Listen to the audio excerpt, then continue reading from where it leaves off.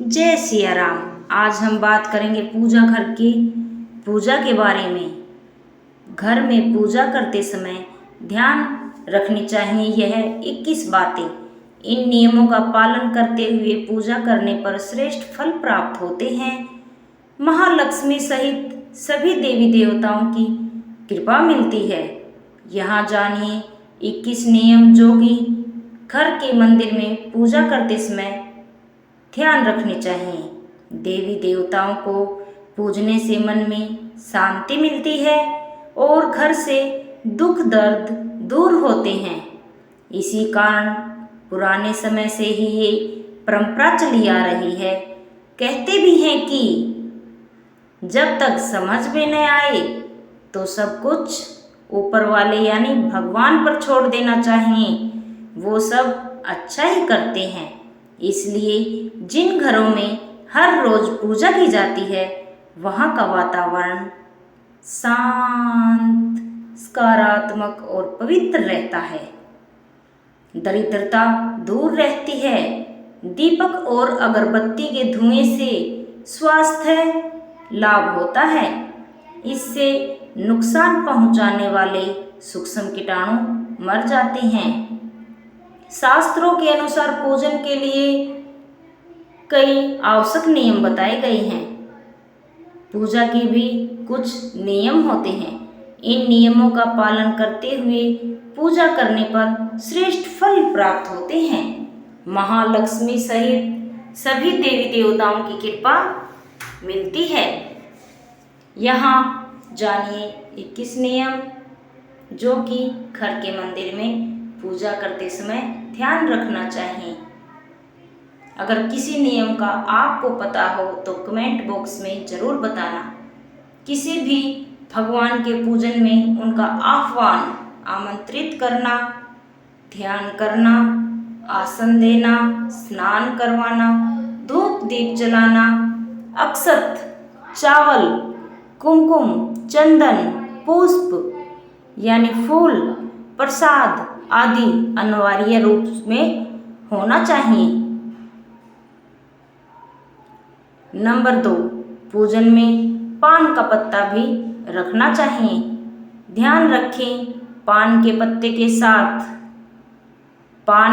के साथ इलायची, लौंग, गुलकंद आदि भी चढ़ाना चाहिए। पूरा बना हुआ पान चढ़ाएंगे तो श्रेष्ठ रहेगा। देवी देवताओं को हार, फूल, पत्तियां आदि समर्पित करने से पहले एक बार साफ पानी से अवश्य धो लेने चाहिए। ये नहीं है कि पेड़ से तोड़े और चढ़ाए। नंबर 4, सभी प्रकार की पूजा में चावल विशेष रूप से चढ़ाए जाते हैं। पूजन के लिए ऐसे चावल का उपयोग करना चाहिए जो खंडित ना हों, यानी पूरे चावल हों, टूटे हुए ना हों। चावल चढ़ाने से पहले इन्हें हल्दी से पीला करना बहुत शुभ माना गया है। इसके लिए थोड़े पानी में हल्दी घोल लें और उस घोल में चावल को डुबोकर पीला किया जा सकता है। पीले चावल पूजा के लिए शुभ माने जाते हैं। नंबर 5, पूजन क्रम में इस बात का विशेष ध्यान रखें कि पूजा के बीच में दीपक बुझना नहीं चाहिए, अपशकुन माना जाता है। ऐसा होने पर पूजा का पूर्ण फल प्राप्त नहीं हो पाता। भगवान विष्णु को प्रसन्न करने के लिए पीले रंग का रेशमी कपड़ा चढ़ाना चाहिए। माता दुर्गा, सूर्य देव व श्री गणेश को प्रसन्न करने के लिए लाल रंग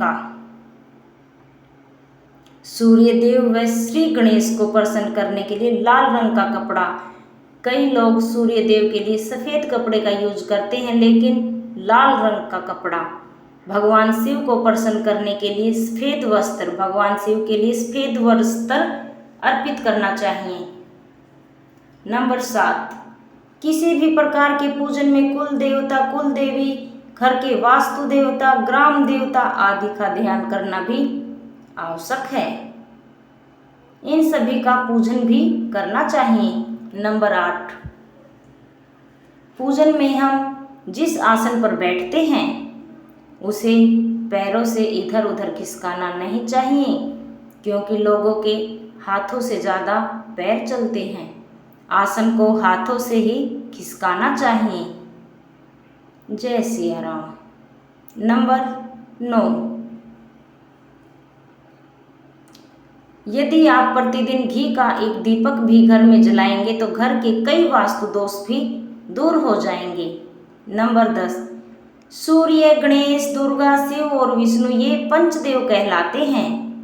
इनकी पूजा सभी कार्यों में अनिवार्य रूप से की जाती है। प्रतिदिन पूजन करते समय इन पंचदेव का ध्यान रखना चाहिए। इससे लक्ष्मी कृपा और समृद्धि प्राप्त होती है। पंचदेव का ध्यान अवश्य करें। नंबर 11, लक्ष्मी के पत्तों को, तुलसी के पत्तों को 11 दिनों तक बासी नहीं माना जाता है। इसकी पत्तियों पर हर रोज जल छिड़क कर पुनः भगवान को अर्पित किया जा सकता है। तुलसी के पत्ते रोजाना तोड़ने की जरूरत नहीं होती। नंबर 12, दीपक हमेशा भगवान की प्रतिमा के ठीक सामने लगाना चाहिए। कभी भी भगवान की प्रतिमा के सामने दीपक न लगाकर इधर उधर लगा दिया जाता है, जबकि यह सही नहीं है। दीपक हमेशा भगवान के सामने ही हो। नंबर 13, घी के दीपक के लिए सफ़ेद रुई की बत्ती उपयोग की जानी चाहिए, जबकि तेल के दीपक के लिए लाल धागे की बत्ती श्रेष्ठ बताई गई है। पूजन में कभी भी खंडित दीपक नहीं जलाना चाहिए। धार्मिक कार्यों में खंडित सामग्री शुभ नहीं मानी जाती।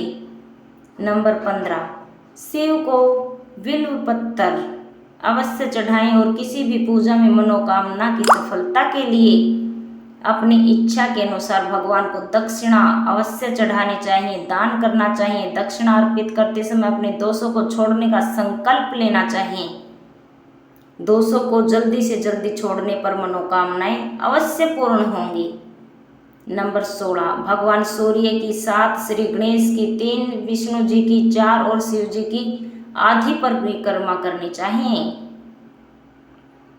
घर में या मंदिर में जब भी कोई विशेष पूजा करे तो अपने इष्ट देव के साथ ही स्वस्तिक, कलश, नवग्रह देवता, पंचलोकपाल, षोडश मातृका, सप्त मातृका का पूजन भी अनिवार्य रूप से किया जाना चाहिए। इन सभी की पूरी जानकारी किसी ब्राह्मण पंडित से प्राप्त की जा सकती है। विशेष पूजन पंडित की मदद से ही करवाने चाहिए ताकि पूजा विधिवत हो सके। नंबर 18, घर में पूजन स्थल के ऊपर कोई कबाड़ या भारी चीज ना रखें। नंबर 19, भगवान शिव को हल्दी नहीं चढ़ाना चाहिए। भगवान शिव पर हल्दी कभी नहीं चढ़ती, ना तिलक लगता है और न ही शंख से जल चढ़ाना चाहिए। कभी भी शंख से जल ना चढ़ाएं। पूजन स्थल पर पवित्रता का ध्यान रखें। चप्पल पहनकर कोई मंदिर नहीं जाना चाहिए। चमड़े का बेल्ट या पर्स अपने पास रखकर पूजा ना करें। पूजन स्थल पर कचरा इत्यादि जमा ना हो पाए। नंबर 21, मंदिर में लगे सूखे हार फूल हटा देने चाहिए। इन्हें प्रतिदिन बदल लेना चाहिए। जय सिया राम। ये हैं छोटे छोटे नियम और हमारी गलतियाँ।